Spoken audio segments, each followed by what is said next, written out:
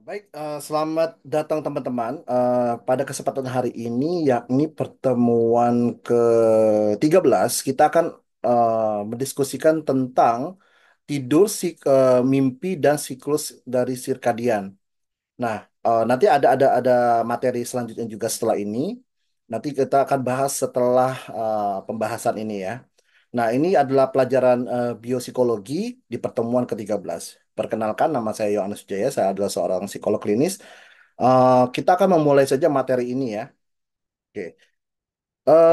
Kita akan mulai dari tidur, mimpi, dan siklus sirkadian. Nah, tidur adalah suatu keadaan di mana keadaan seseorang akan sesuatu menjadi turun.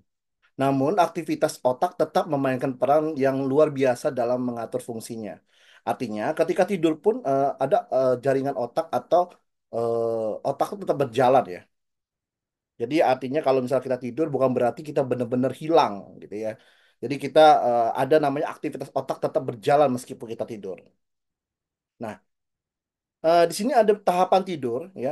Yang pertama, tahapan pertama yaitu merupakan sinyal frekuensi yang tinggi, bertegangan rendah yang serupa, tetapi lebih lambat dari itu, tidak menunjukkan kewaspadaan. Nah, itu yang di tahapan pertama.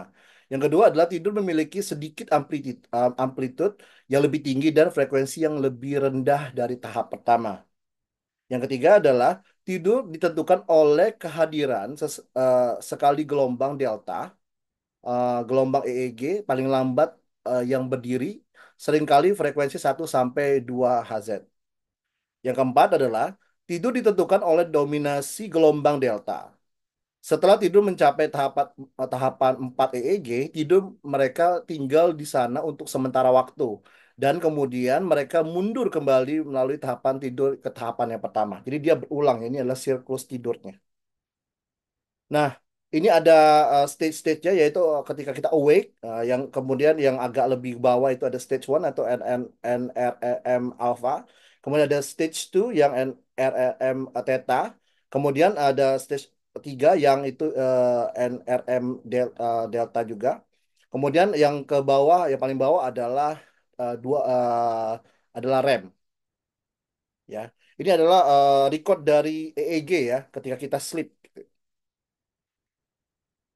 Nah, tidur manusia dibagi menjadi beberapa tahapan yang diidentifikasikan melalui aktivitas gelombang otak. Nah, ini adalah beberapa penjelasan setiap tahapnya. Yang pertama adalah awake. Tadi kita udah lihat gambarnya ya. Nah, awake itu adalah kita masih terjaga, kita masih sadar. Jadi gelombang otak itu tetap aktif dan bergerak secara cepat. Yang namanya gelombang otak itu kan memang bergeraknya itu setiap kali kita berpikir sesuatu tuh kita bisa langsung bergerak cepat gitu loh. Reaksi itu cepat. Makanya dibilang gelombang otak tuh aktif dengan secara cepat gitu ya. Kemudian biasanya ini adalah kondisi normal ketika kita melakukan aktivitas sehari-hari. Misal kayak lagi mau makan, lagi jalan gitu ya. Itu apa namanya dalam posisi awake. Kemudian di stage 1, yaitu tahapan pertama tidur, sering disebut sebagai tidur ringan. Nah, jadi kalau kayak tidur tidur di sofa gitu sebentar doang, menjemin mata dikit, nah gitu itu lebih ke tidur ringan gitu ya. Di tahapan ini gelombang otak mulai melambat dan lebih teratur, namun masih cukup mudah untuk terbangun. Jadi kalau ada suara dikit, tek, nah, kebangun gitu ya. Jadi aktivitas otak berubah dari pola beta yang aktif ke pola alfa yang lebih lambat. Kemudian di stage 3 yaitu adalah yang theta ya. Tidur menjadi lebih dalam ya. Gelombang otak didominasi oleh pola theta yang lebih lambat dibandingkan oleh alpha. Tahapan ini juga ditandai dengan munculnya sleep spindles yaitu ya semburan aktivitas gelombang otak yang cepat dan ada kayak komplekses gelombang besar yang terjadi dalam tidur ringan atau napping gitu ya yang membantu otak untuk beradaptasi dan menjaga tidur tetap stabil. Biasanya ini merupakan fase tidur yang paling sering dialami dalam semalam. Ya biasanya orang lebih kalau kalau udah tidur tuh lebih sering mengalami ke teta gitu ya. Kalau ke alfa kan masih kayak tidur-tidur bukan tidur-tidur yang nyenyak gitu ya. Nah, kemudian ke delta ini adalah tidur yang dalam ya. Jadi ini kayak slow wave sleep. Gelombang otak didominasi oleh gelombang delta yang lambat dan besar. Jadi dia tuh lambat tapi dia gelombangnya tuh gede ya. Selama ini tubuh menjadi pemulihan fisik memperbaiki jaringan dan memperkuat sistem kekebalan. Orang yang terbangun pada tahapan ini sering merasa bingung dan sulit untuk segera beraktivitas. Makanya kalau baru bangun udah nyenyak gitu ya, pas bangun tuh, waduh, saya kayak ngumpulin nyawa dulu. Nah, gitu. Itu lebih ke masuk ke delta gitu ya. Nah, kemudian ke RM, yaitu rapid eye movement. Jadi fase ini ditandai dengan gerakan mata yang cepat, mimpi yang hidup, dan aktivitas otak yang serupa dengan ketika kita terjaga. Meskipun otak kita sangat aktif, tubuh berada dalam keadaan lumpuh, ya, untuk mencegah kita bertindak berdasarkan mimpi. Jadi apa namanya fase AM juga penting memperoleh informasi dalam konsolidasi memori. Nah, contoh sederhananya saja, ya, ketika kita tidur, tubuh kita akan masuk ke dalam tahapan-tahapan tidur ringan, kemudian menuju tidur dalam di mana tubuh kita memulihkan diri. Setelah itu, kita mungkin berpikir saat masuk ke REM, dan siklus ini akan terus berulang sampai sepanjang malam, sampai kita tidur. Seperti itu ya. Nah, ketika seseorang berada dalam komposisi hipnotis, nah gimana kalau dalam hipnotis ya? Biasanya mereka masuk ke dalam keadaan yang mirip dengan tahapan satu atau dua, ya, di mana otak berada di pola dalam sisi posisinya itu alfa atau theta. Kondisi ini adalah keadaan relaksasi atau dalam terapi belum benar-benar tidur. Jadi kita tuh nggak benar-benar tidur gitu ya. Memungkinkan individu untuk lebih gampang dikasih sugestif, lebih gampang dikasih instruksi, gitu ya. Ya, jadi stimulasi itu lebih gampang, maksudnya masuk di dalam tahapan satu dan dua.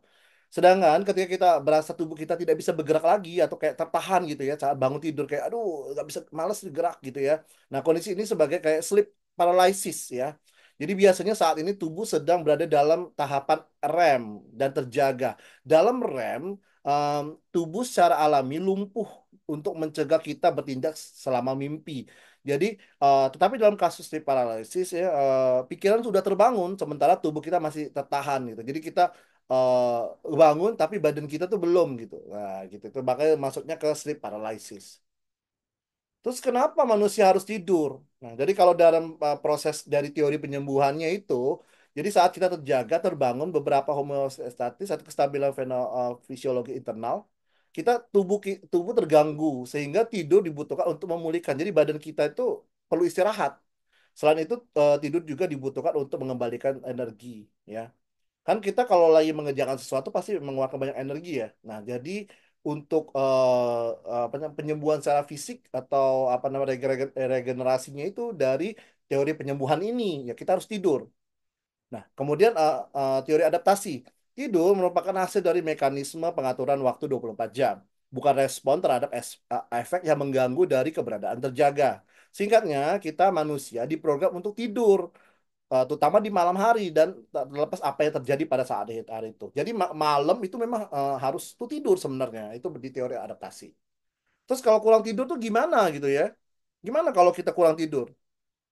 Nah, jadi berkaitan dengan stres dan tekanan yang dimiliki. Jadi itu tidur itu bisa apa namanya berhubungan dengan stres ya, atau beban kita tuh makin banyak gitu. Jadi ngerasa tuh kayak beban tuh makin berat.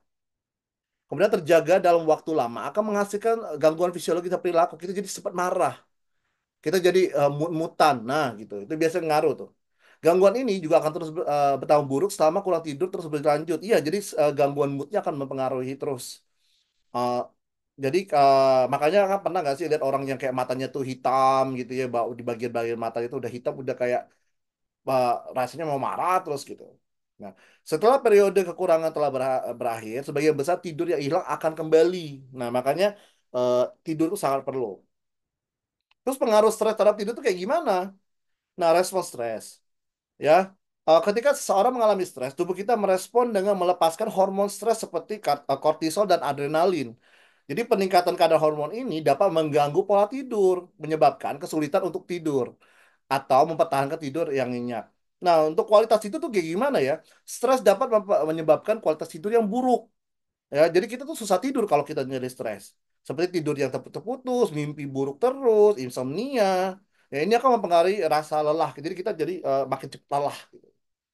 Dampaknya ada lagi ya, dampak fisiologis dan perilaku. Kalau fisiologis kurang tidur dapat mempengaruhi fungsi bagian tubuh, sistemnya kekebalan tubuh jadi rendah, jadi cepat sakit. Makanya kalau kalau yang kurang tidur atau cepat flu ya. Nah, itu karena kekebalan tubuhnya itu kena gitu ya. Metabolisme dan kesehatan jantung juga nggak bagus. Beberapa efek fisiologis dari kurang tidur dapat meliputi misalnya peningkatan risiko penyakit kardiovaskular gitu ya. Kemudian gangguan hormonal juga bisa mempengaruhi, yang mempengaruhi nafsu makan. Jadi kayak berat badan itu bisa naik atau malah turun gitu ya. Jadi penurunan kemampuan tubuh untuk melawan infeksi. Makanya tadi dibilang kekebalan tubuh kita tuh berkurang. Kemudian gangguan perilaku tuh kayak gimana? Nah, kurang tidur dapat berkontribusi dalam masalah perilaku. Misalnya tuh kayak konsentrasi kita tuh jadi nggak bagus. Atensi kita juga nggak bagus, jadi ya kurang, kurang perhatian. Terus meningkatkan resiko kecelakaan dan kesalahan. Iya dong. Jadi kalau dibilang eh, ngantuk nggak boleh nyetir. Nah, itu penting karena jadinya tuh malah kita tuh malah ngantuk gitu jadinya. Jadi malah kecelakaan jadi nggak fokus. Nah, kemudian perubahan suasana hati, terutama peningkatan kecemasan, depresi, dan irritability. Ya, karena rata-rata itu akan ganggu mood. Kalau misalnya kita kurang tidur, kita rasanya pengen emosi aja karena badan fisik kita tuh nggak kuat gitu sebenarnya. Pengen istirahat, cuma nggak mampu gitu. Kemudian akumulasi gangguan, lingkaran setan. Nah, ini ada lingkaran setan. Nah, jadi gangguan yang disebabkan oleh kurang tidur dapat menciptakan lingkaran setan. Itu kan kita tahu nih kayak kecemasan yang berlebihan itu lebih masuk ke lingkaran setan. Di mana stres menyebabkan kurang tidur dan kurang tidur pada gilirannya meningkatkan tingkat stres juga. Jadi hal ini dapat memperburuk gangguan fisiologis dan perilaku sehingga sulit untuk memecahkan masalah jadinya. Terus pemulihan setelah periode kurang tidur itu kayak gimana? Yang penting kompensasi tidur. Setelah periode kekurangan tidur berakhir, banyak orang dapat memulihkan sebagian besar tidur yang hilang dengan tidur lebih lama daripada malam berikutnya atau dengan ya udah tidur siang aja deh gitu. Jadi kalau hari ini kurang tidur, ya udah besoknya tidur lebih lama. Nah, biasanya kayak gitu orang. Terus kualitas tidur yang diperbaiki. Proses ini seringkali disebut sebagai tidur kompensasi dan dapat membantu mengembalikan keseimbangan fisiologis dan perilaku. Meskipun tidak selalu sepenuhnya menghilangkan efek negatif dan dari kurang tidur yang panjangan ya sebenarnya ya. Kemudian kita akan berlanjut ke strategi mengolah stres dan meningkatkan tidur. Itu kayak gimana? Pertama, bisa teknik relaksasi. Ya, jadi bisa yoga dengan penapasan, meditasi itu kan dapat mengurangi stres ya. Jadi tidur kita jadi lebih nyenyak. Karena untuk tidur pun kita kan perlu penapasan ya. Nah, jadi kalau kita napasnya tuh bagus ya, kita jadi cepat rileks, cepat tidur jadinya. Nah, kemudian rutin tidur yang sehat. Jadi mengatur rutinitas tidur yang konsisten menghindari kafein ya. Kafeinnya dan hindari alkohol sebelum tidur. Karena jadinya kita melek terus ya. Kemudian serta menciptakan lingkungan tidur yang nyaman dan dapat membantu meningkatkan kualitas tidur. Terus aktivitas fisik, melakukan aktivitas fisik kayak olahraga. Nah, itu bisa juga hobi kita juga bisa. Terus mimpi itu kayak gimana, Pak? Gitu ya. Mimpi merupakan pengalaman bawah sadar yang melibatkan penglihatan, pendengaran, pikiran, perasaan atau indera lainnya dalam tidur, terutama saat tidur yang disertai dengan gerakan mata yang cepat atau RM. Ya, korelasi tinggi antara tidur RM dan ingatan mimpi memberikan kesempatan untuk menguji beberapa kepercayaan umum terhadap mimpi. Terus kalau kita nanya jelas-jelas apa jenis-jenis mimpi itu apa aja gitu ya. Yang pertama ada mimpi biasa, mimpi lucid, mimpi buruk, mimpi fantasi. Kalau mimpi biasa itu ya yang sering kita berkaitan dengan kejadian sehari-hari. Kalau lucid gitu kayak merasa kita dapat mengontrol isi dalam mimpi itu gitu. Itu kita sebutnya lucid ya. Kemudian mimpi buruk itu kita takut gitu loh, mengganggu banget. Jadi perasaan pas kita bangun itu kayak cemas, bersalah gitu. Itu lebih ke mimpi buruk. Kalau fantasi itu ya kayak kita tuh membayangkan sesuatu yang nggak bisa, yang nggak mungkin, ya. Jadi kayak oh pengalaman yang luar biasa atau pengalaman yang kayak di dunia dongeng. Nah itu lebih ke fantasi. Terus fungsi mimpi itu buat apa? Ya, yaitu untuk memproses emosi. Mimpi dapat membantu individu memproses perasaan dan pengalaman emosional yang sulit, seperti misalnya trauma atau kehilangan sesuatu. Terus untuk meningkatkan kreativitas, mimpi juga sering dapat memberikan inspirasi dan ide kreatif seperti yang terlihat pada penemuan ilmiah dan karya seni. Kemudian mimpi juga dapat menguatkan memori ya. Jadi kalau tidur kurang ya jadinya kita susah ngingat sesuatu gitu ya. Jadi susah untuk memproses data gitu ya. Nah, kemudian itu regulasi stres. Nah, jadi kalau kita lebih sering tidur yang nyaman, tidurnya itu yang sesuai waktunya, yang eh, yang cukup lah istilahnya ya. Itu kita lebih bisa mengatur emosi, kita nggak gampang marah. Karena ya badan kita udah sehat gitu. Bayangin aja kalau kita sakit ya jadinya tuh kejengkel terus sama fungsinya gitu ya. Terus Faktor yang mempengaruhi mimpi itu apa aja? Ya pengalaman, pengalaman sehari-hari yang kita kita rasakan tadi pas kita bangun, kita lagi kegiatan tadi pagi, itu bisa aja atau kemarin-kemarin juga bisa. Kesehatan mental juga bisa, ya. Kalau dia cemas berlebihan, malah dia lebih ke sedih terus, kayak atau kayak dia stres itu boro-boro mau mimpi. Jadi mimpinya itu yang nggak bagus terus jadinya ini mimpi buruk gitu ya. Jadi kayak sering mimpi buruk tuh juga bisa karena kesehatan mental. Kemudian kualitas tidur. Yang terlalu banyak dan terlalu sedikit itu bisa mempengaruhi ya. Jadi kadang-kadang kita harus tahu kapan kita merasa cukup. Kemudian konsumsi makanan obat. Makanan tertentu seperti kafein, alkohol, obat-obatan dapat mempengaruhi pola tidur dan mimpi. Jadi gimana dari bapak psikologi kita dari Sigmund Freud mengatakan gitu loh tentang mimpi.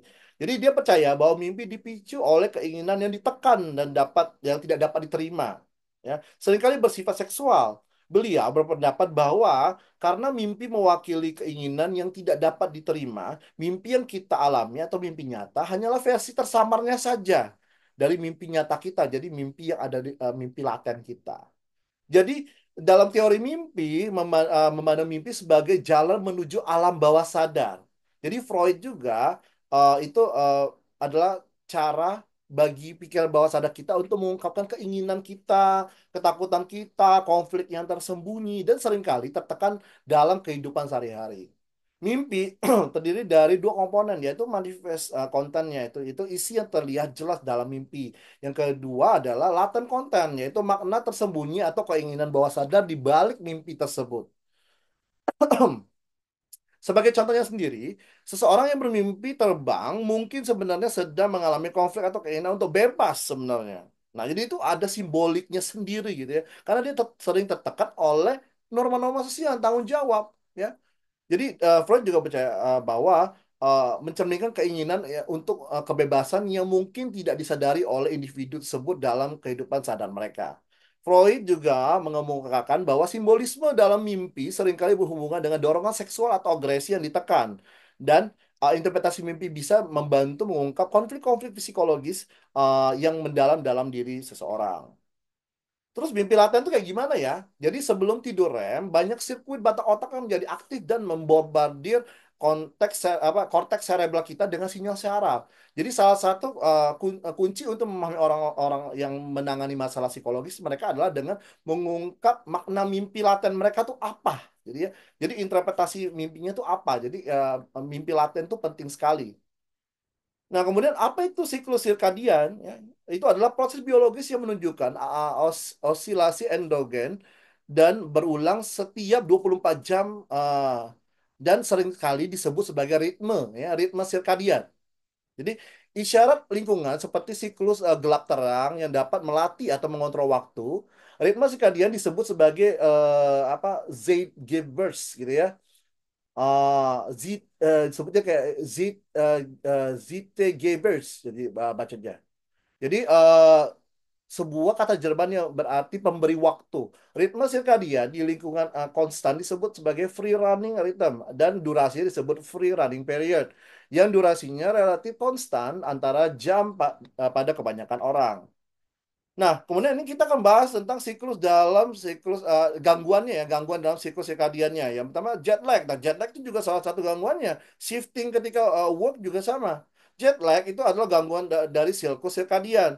Jadi terjadi karena yang mengontrol. Jadi yang tadi yang ZTGBR itu mengontrol fase yang harusnya kita mengontrol itu berbagai ritme sirkadian dipercepat. Jadi cepat, jadi otomatis cepat ya. Jadi selama penerbangan menuju timur misalnya gitu ya. Jadi fasenya itu malah maju atau melambat selama penerbangan menuju barat. Jadi gini, kita kan udah terbiasa akan sesuatu ya. Kalau dia tuh terlalu cepat gitu ke fase yang ke barat, kita jadi lebih lambat. Kalau kita ke timur, jadi kita cepat yang berlebihan gitu. Jadi hitungannya jet lag ya.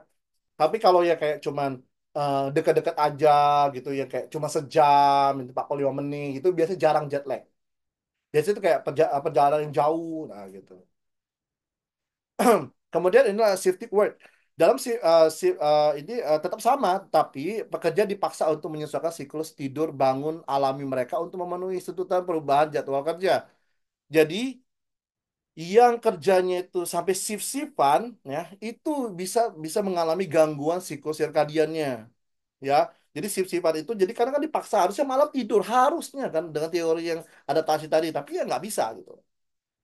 Nah, jadi kedua gangguan ini menghasilkan gangguan tidur, kelelahan, malaisme ungu, dan defisit pada fungsi kognitif dan fisik juga bisa gitu ya. Jadi jam sirkadian itu kayak gimana ya? Itu adalah siklus biologis 24 jam yang mengatur berbagai fungsi tubuh seperti tidur, bangun, suhu tubuh, dan produksi hormon. Siklus ini dipengaruhi oleh faktor eksternal seperti cahaya yang membantu tubuh mengatur waktu biologisnya. Contohnya modelnya aja deh, ya. Ketika pagi hari kita tuh matahari kan terbit tuh, ya, dan mulai mengurangi produksi melatonin, ya, atau hormon tidur dan meningkatkan produksi kortisol, yaitu membantu kita bangun dan berenergi gitu ya. Jadi itu adalah melatonin dan kortisol, ya. Sehingga kita merasa lebih terjaga dan segar. Sebaliknya, saat malam tiba, produksi melatonin meningkat, ya. Jadi membuat kita jadi merasa ngantuk. Jadi inti dari suprachiasmatic yaitu terletak di dasar otak, ya, di sebelah hipotalamus yang merupakan alat pacu jantung sirkadian yang mengontrol waktu eh, istirahat, aktivitas, suhu tubuh, rasa lapar, dan eh, sekresi dari hormon gitu ya. Kemudian ini ada spesifikasi dari inti suprachiasmatic gitu ya, dari hipotalamus medikal terbukti mengganggu sebagai siklus sirkadian termasuk tidur. Jadi yang berikutnya adalah mekanisme neural entrainment ya. Jadi mengacu pada hubungan kronobiologis fisik dan perilaku individu dengan lingkungan mereka. Jadi secara khusus ini mengacu pada adaptasi fisik dan mental individu terhadap zona di waktu mereka tinggal.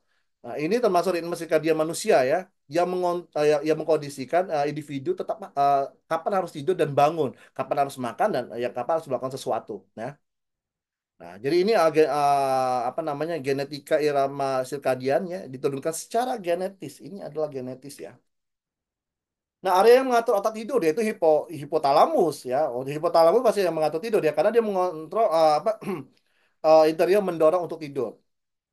Jadi aktivitas pada fondasi retikuler juga mempengaruhi siklus tidur. Jadi aktivitas tingkat rendah dalam formasi retikuler akan menimbulkan tidur dan aktivitas tingkat fisik dan akan meningkatkan menimbulkan kita jadi terjaga gitu ya. Nah, kemudian formasi retikular caudal atau ekornya mengontrol tidur REM.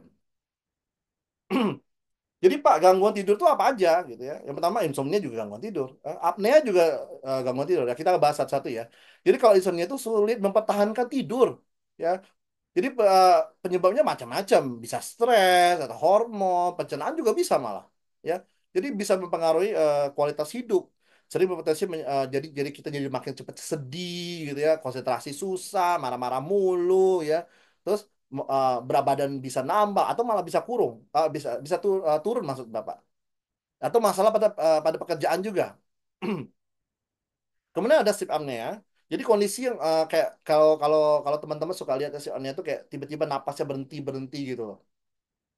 Jadi dia tuh kayak kehilangan dalam beberapa detik. Jadi kurang oksigen jadi ya. Nah, jadi susah untuk terjaga ketika pada malam hari. Nah, kalau parasomnia itu apa? Jadi melakukan gerakan atau perilaku yang tidak normal saat tidur ya. Jadi tidak hanya tidur berjalan. Jadi dia juga tidak gerakannya nggak normal juga. Atau dia tiba-tiba nendang-nendang orang, gigit orang, ngigau. Nah, itu juga parasomnia dia. Kayak teriak-teriak, mimpi buruk, ngompol juga bisa ya, menggertakkan gigi gitu ya. Biasanya kayak gitu juga kalau kita lagi cemas, lagi sedih, suka menggertakkan gigi. Karena bapak juga dulu ya waktu kecil tuh juga ngerasa gitu. Jadi suka menggertakkan gigi jadinya. Nah, kemudian ada restless leg syndrome, yaitu kondisi adanya dorongan kuat untuk menggerakkan kaki saat tidur, gerak-gerak terus ya. Kalau untuk yang orang yang ADHD itu kadang muncul ini terus tuh, ya. Jadi apa namanya? Kadang dikaitkan dengan ADHD dan Parkinson. Nah, itu kan lebih ke restless leg syndrome. Terus narkolepsi itu kayak gimana ya? Jadi tidur kronis yang ditandai dengan rasa ngantuk yang berlebihan. Jadi ada kayak tiba-tiba dia lagi apa main sesuatu, lagi main game gitu. Tiba-tiba langsung cek langsung ke tidur itu juga ada gitu ya. Nah, pada siang hari juga bisa. Nah, itu juga narkolepsi. Kemudian ada gangguan ritmenya. Jadi tidak selaras dengan jadi waktunya itu tidak selaras dengan waktu internal ya dan eksternal ya termasuk siklus cahaya dan gelap alami. apabila terjadi kita mengalami bangun lebih siang, jadi bangun kita kesiangan. Nah, itu tuh biasa gangguan ritme kita tuh, sulit tidur, sulit konsentrasi gitu ya. Bapak juga sering kayak gitu. Tiba-tiba pengennya bangun jam segini, tiba-tiba udah bangun jam berapa? Itu masuk gangguan itu. Kemudian kelumpuhan tidur, nah si paranoid juga gangguan tidur tuh termasuk ya. Jadi dia tuh badan kita belum bangun, tapi otak kita udah bangun. Nah, jadi kayak gitu jadi konsepnya. Jadi REM sleep behavior disorder yaitu uh, jadi ditandai dengan peragaan dari mimpi yang jelas, intens dan penuh kekerasan. Jadi perilaku ini mewujudkan mimpi buruk termasuk berteriak, bicara sendiri, ninju orang, nendang orang gitu ya, lompat-lompat, nah gitu lah ya. Jadi kadang-kadang kalau dengan kondisi ini tuh suka ini ya, jadi terbangun secara spontan jadinya itu. Kemudian hypersomnia. Jadi mengacu pada asa kantuk di siang hari yang berlebihan pada waktu tidur atau waktu tidurnya itu berlebihan. Jadi kondisinya itu mengalami kesulitan tetap terjaga di siang hari. Jadi kalau siang hari udah mulai ngantuk-ngantuk, padahal kita harusnya semangat gitu ya. Karena dia ngeluarin kortisol. Orang yang mengalami hipersomnia dapat tertidur di kapan saja di tempat kerja atau saat mengemudi. Nah ini juga hati-hati ya.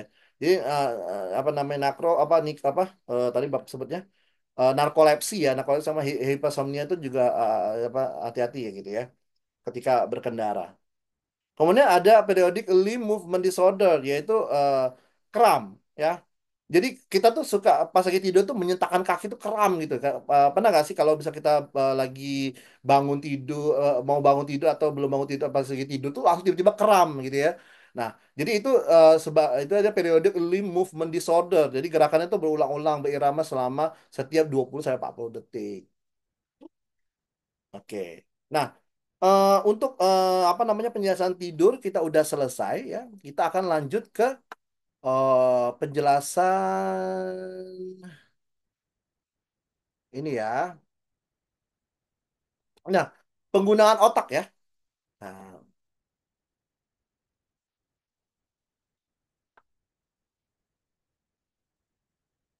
sekarang kita akan lanjut ke penggunaan otak. Nanti Bapak ubah dulu ya.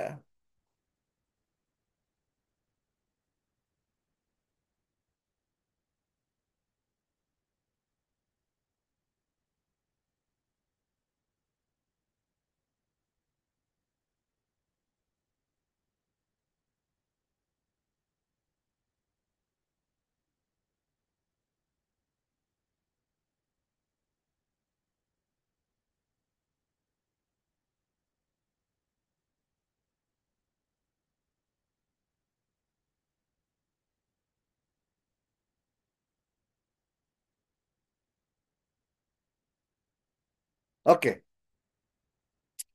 eh nah, kita akan membahas juga tentang penggunaan obat dan kecanduan obat dalam sirkuit otak reward di otak gitu ya. Nah, pertama kita akan bahas tentang apa itu obat ya, penggunaan obat dan konteks medis dan rekreasional. Bagaimana kecanduan itu berkembang dan peran sirkuit reward otak itu kayak gimana? Kita akan bahas itu ya. Yang pertama adalah definisi. Obat itu apa sih? Ya, jadi obat itu adalah zat yang digunakan untuk merubah fungsi tubuh atau pikiran kita. Ya, jadi obat-obat itu terbagi macam-macam. Ada obat medis dan rekreasional. Ya, kalau kalau medis itu untuk mengobati dan mengontrol penyakit supaya nggak terus-terusan muncul gitu ya. Kalau rekreasional ya untuk psikoaktif ya. Nah, kemudian jenis-jenis obat itu apa aja? Ya, yang pertama ada stimulan, depresan, opioid, halusinogen. Kalau stimulan itu meningkatkan aktivitas otak, contohnya kokain dan kafein. Nah, itu juga meningkatkan apa namanya aktivitas otak gitu ya. Kalau depresan itu malah menurunkan ya, contohnya alkohol, benzodiazepine itu kan juga menurunkan gitu ya. Kemudian opioid itu kayak gimana? Ya, opioid itu adalah menghilangkan rasa sakit. Ya, atau membuat kita tuh jadi lebih menenangkan gitu loh ya. Contohnya itu morfin, heroin gitu ya. Terus halusinogen tuh kayak gimana? Yaitu mengubah persepsi. Nah, contohnya ada di visual uh, uh, silo psilosibin sebutnya. Jadi kita tuh terkesan kayak ada halusinasi tertentu gitu, kayak melihat tuh semuanya jadi apa namanya lebih gede, jadi bisa gerak-gerak gitu ya. Itu lebih menggunakan LSD gitu ya. Itu termasuk halusinogen. Kemudian penggunaan obat medis ya. Jadi pengguna obat medis itu digunakan untuk mencegah, mengobati atau meredakan gejala penyakit. Nah, contohnya yaitu antibiotik. Nah, itu kan menghilangkan rasa sakit juga. Ya, antidepresan juga gitu. Jadi antidepresan itu penggunaannya yang tepat sesuai dengan resep penting untuk menghindari kecanduan karena antidepresan itu bahaya. Jadi kenapa kita perlu ke dokter? Ya karena dokter tahu takarannya mana yang cukup. Nah, kalau enggak malah jadi kecanduan atau obat-obatnya itu malah nggak berfungsi lagi. Makanya perlu ke dokter. Terutama kalau penyakit ada beberapa penyakit yang memang lama sembuhnya gitu ya. Nah, penggunaan obat rekreasional tuh kayak gimana? Jadi, penggunaan ini obat euforia atau ingin merubah kesadarannya gitu ya.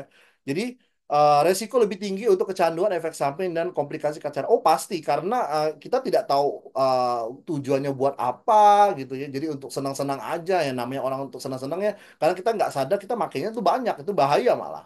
Ya, contoh alkohol, ganja, narkoba juga sama. Kemudian gambar ini ilustrasinya, ini gambarnya ya, ini gambar coba dilihat, ini tuh bentuk-bentukannya gitu ya. Jadi kecanduan obat tuh apa? Ya, kecanduan adalah kondisi di mana seseorang kehilangan kontrol atas zat guna. Jadi penggunaan zat itu kita tuh nggak sadar gitu ya.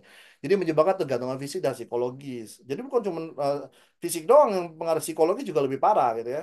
Jadi kecanduan juga dikategorikan sebagai gangguan otak kronis. Penggunaan kokain dapat menjadi ketergantungan dan efeknya untuk merasa normalnya itu susah. Jadi kita ngerasa susah, nggak normal terus rasanya. Nah, proses kecanduan obat. Bagaimana sih prosesnya berkembang? Itu penggunaan awal dapat dimulai dari eksperimen atau alasan medis pertama kali kecanduan. Pokoknya eh, aku sakit ini. Aku jadi kepaksa pakai ini dan akhirnya terus-terusan. Nah, itu kadang-kadang kayak gitu ya. Nah, terus penggunaan berulang menyebabkan toleransi. Nah, yang tadi Bapak bilang kalau berlebihan jadinya tuh nggak berguna lagi jadinya toleransi tubuh itu bisa. Jadi dosisnya tuh harus yang pas gitu sesuai dengan yang pemahaman dari profesional ya. Kemudian gejala penarikan muncul saat obat dihentikan. Nah, itu kayak sakau ya. Jadi mendorong penggunaan lebih lanjut. Jadi itu kayak setiap setiap kita terutama yang ketagihan ya. Kalau tiba-tiba dihentikan ya biasanya kayak gitu. Jadi kayak gejala kayak muncul ya efek gitu ya. Kemudian contohnya tuh pengguna nikotin mengalami perubahan reseptor atau dopamin.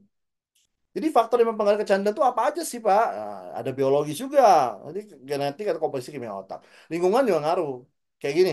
Pak, lu nggak minum ini, lu nggak keren nih. Nah, itu juga lingkungan tuh bisa mempengaruhi itu ya. Nah, terus stres. Wah, banyak tuh ya kayak tiba-tiba stres, tiba-tiba keluar ngerokok, tiba-tiba minum alkohol. Karena gue stres, ya alasannya kayak gitu. Nah, jadi contohnya itu anak dengan orang tua pecandu memiliki risiko lebih tinggi mengalami kecanduan karena yang dilihat tuh adalah yang pertama kali itu ya itu. Jadi dia kira untuk coping mekanismenya itu ya harus pakai alkohol. Nah, rata-rata begitu yang dia pandangin gitu ya. Nah, tanda-tanda kecanduan obat yaitu penggunaan obat yang tidak terkendali. Kemudian kemampuan untuk berhenti meski ada dampak negatif. Jadi itu dia pengen berhenti tapi nggak mampu, ya. Karena ngerasa ada jadi dingin, menggigil, nah gitu. Jadi kayak kecanduan obatnya gitu. Terus toleransi meningkat. Jadi yang harusnya ini cukup untuk ini tubuhnya, jadi nggak cukup lagi. Jadi dia nambah, nambah, nambah tuh. Gimana? Gejala fisik, psikologis, jadi ada withdrawalnya, ada gejalanya gitu ya. Jadi kalau berhenti itu ada ininya, ada withdrawalnya. Jadi kalau fisiknya itu gejala penarikan, ketergantungan tubuh, psikologi itu kehilangan kontrol diri, obsesi pada obat. Nah, jadi dia kan kalau nggak ada obat itu dia pusing gitu ya. Jadi contohnya tuh pecandu heroin dan mengalami gejala fisik yang parah saat tidak digunakan. Terus efek fisiknya kayak gimana? Organ rusak, hati, paru-paru, otak gitu ya. Kesehatan umum juga. Jadi ada penyakit kronis jadinya. Gejala fisik seperti lelah, tremor, dan rasa sakit itu juga muncul. Psikologisnya kayak gimana, Pak? Bisa depresi juga atau sedih berlebihan, cemasan, paranoia, ya. Jadi kayak padahal sebenarnya kita bisa senang jadi tuh tanpa obat itu jadi nggak senang-senang. Nah, gitu loh. Terus gangguan hubungan sosial. Jadi ngobrol sama orang tuh nggak bisa nyambung jadinya tuh ngomongin tentang itu terus ya jadinya ya jadi pekerjaan juga sama. Sirkuit otak tuh kayak gimana? Sirkuit reward otak. Jadi sirkuit reward otak adalah sistem di dalam otak yang mendorong perilaku melalui sensasi atau menyenangkan ya misalnya dopamin nih ya neurotransmitter utama yang terlibat dalam proses reward. yang terjadi ya. Area yang terlibat itu ya dari VTA ya, nucleus accumbens dan prefrontal cortex. Jadi bagaimana obat itu mempengaruhi sikap otak? Ya, obat juga meningkatkan pelepasan dopamin, menciptakan rasa euforia. Jadi menggunakan berulang-ulang mengubah sistem reward otak, menyebabkan jadi toleransi. Ya, jadi ya kalau banyak kan jadi bisa toleransi ya. Kemudian penggunaan obat menjadi kebiasaan kan otak terbiasa dengan lonjakan dopamin yang langsung tinggi. Nah ini kita cari terus jadinya. Nah, mekanisme kecanduan di otak, perubahan otak akibat kecanduan. Nah, penggunaan obat menyebabkan perubahan struktur dan fungsi otak. Jadi otak kita tuh akan ada berubah gitu kalau kita sering menggunakannya. Nah, prefrontal cortex akan berperan sebagai kontrol, kan itu kan tujuannya itu kan ini ya kontrol impuls ya. Jadi kita tahu yang baik dan buruk itu di prefrontal cortex. Jadi nggak aktif ya, siklus reward semakin sulit dan merespon pada stimulus yang alami. Terus peran dopamin dalam kecanduan itu kayak gimana ya? Jadi dopamin memainkan peran kunci ya karena penurunan respon dopamin alami menyebabkan orang membutuhkan lebih banyak obat. Jadi dia pengen saya pengen yang hal yang menyenangkan ini, yang reward reward ini pengen dapat terus gitu loh. Nah, itu yang bahaya. Jadi faktor resikonya gimana? Genetik juga, lingkungan psikologis juga ngaruh. Riwayat keluarga yang pakai obat-obatan bisa juga nyambung ke anaknya gitu ya. Terus stres, teman ya, kemiskinan juga gitu. Karena itu kan yang saling berhubungan ya. Kalau kalau kemiskinan rasanya kayak stres juga nyambung jadinya gitu. Psikologis itu seperti kayak cemas yang berlebihan, sedih yang berlebihan. Ya, jadi meningkatkan kerentanan untuk jadi kecanduan. Terus penanganannya gimana? Ya detoksifikasi ya. Jadi obat itu dikeluarin gitu ya. Terapi perilaku juga ada, beberapa perilakunya. Obat-obatan juga penting. Nah, namanya apa namanya? Terapi obat. Nah, terus rehabilitasi itu penting ya. Jadi menyediakan lingkungan yang aman gitu ya. Untuk pemulihan dukungan sosial juga bagus ya. Jadi sekeluarga tuh akan dan lingkungan sosial itu mempengaruhi untuk penyembuhan dari klien. Terus pencegahannya gimana ya? Edukasi, ya. Edukasi itu paling penting deh ya. Edukasi kalau nggak ada edukasi jadinya orang nggak tahu ya. Informasi itu bernilai, informasi itu mahal, ya. Kadang informasi lebih mahal dari uang gitu ya. Jadi itu bisa mempengaruhi apapun gitu informasi itu. Yang kedua adalah pembentukan lingkungan sosial yang mendukung. Contoh, program sekolah tentang bahaya narkoba itu juga perlu apa namanya dipraktekkan gitu ya. Dampak sosial dari kecanduan, yaitu kecanduan tidak hanya merusak kesehatan, tapi juga mempengaruhi keluarga, orang lain, pekerjaan, dan masyarakat juga. Jadi, jadi akhirnya kerjaan susah, orang nganggap kita, ih males berteman sama dia, orangnya aneh gitu, minum-minum gitu terus, atau eh, narkoba mulu, nah itu bahaya ya. Jadi kesimpulannya, penggunaan obat secara tidak terkendali dapat menyebabkan kecanduan yang merusak siklus reward otak. Jadi penting untuk meningkatkan kesadaran untuk pencegahan lah terhadap obat yang berbahaya. Oke, demikianlah presentasi atau apa namanya dari Bapak. Jadi selamat belajar terus dan jangan lupa untuk terus semangat belajarnya. Oke, terima kasih.